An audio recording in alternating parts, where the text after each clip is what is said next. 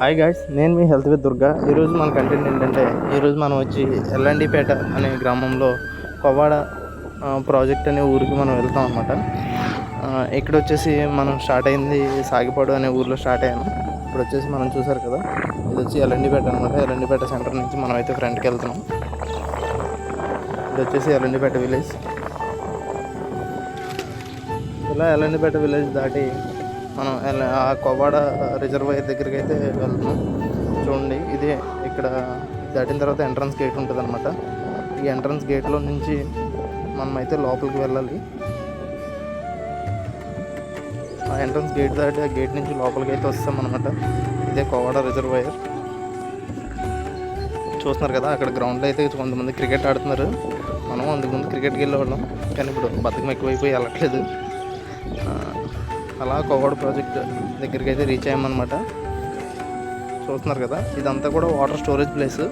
ఇప్పుడైతే అక్కడ వర్షాలు పడక వాటర్ అయితే ఏం లేదనమాట. కొద్దిగా మాత్రమే వాటర్ ఉంది.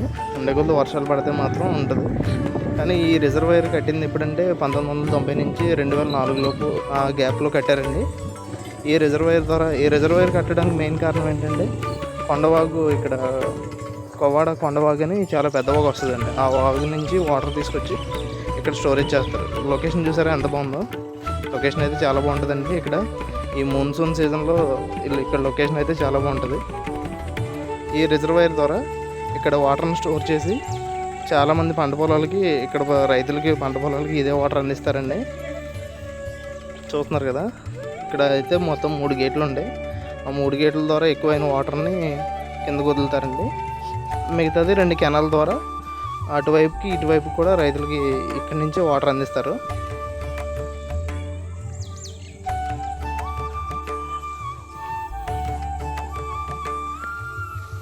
ఇది మెయిన్ కట్టడానికి కారణం ఏంటంటేనండి, ఒకటి రైతులకు వాటర్ అందించడానికి అయితే, 2 వచ్చేసి ఇక్కడ వచ్చిన వాటర్ అంతా కూడా ఇక్కడ వాటర్ ఎక్కువసారి ఫ్లో రావడం వల్ల కొంతమంది ఈ ఊరికి అనేది ప్రమాదం ఉందని చెప్పి ఈ ఆనకట్ట అయితే కట్టారండి. అప్పటి నుంచి ఆలోచించుకొని మన వీడియో నచ్చినైతే లైక్ చేసి సబ్స్క్రైబ్ చేసుకోండి. హాయ్ గాయ్స్, నేను మీ హెల్త్ విత్ దుర్గా. ఈరోజు మన కంటెంట్